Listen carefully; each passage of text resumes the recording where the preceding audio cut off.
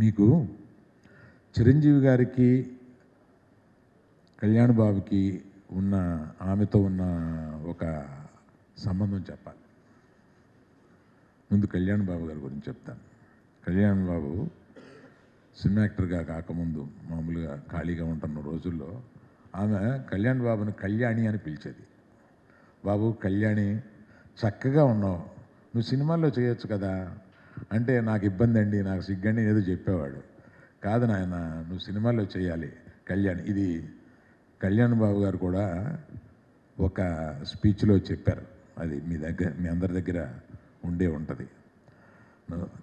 ఆయన్ని సినిమాల్లో చేయాలని చాలా ఎంకరేజ్ చేస్తూ నన్ను కూడా, ఎరా చక్కగా ఉన్నాడు, కళ్యాణ్ని పెట్టు, సినిమా చేయాలి కదరా అని ఇట్లాగా కళ్యాణ్ని ఎంకరేజ్ చేసిన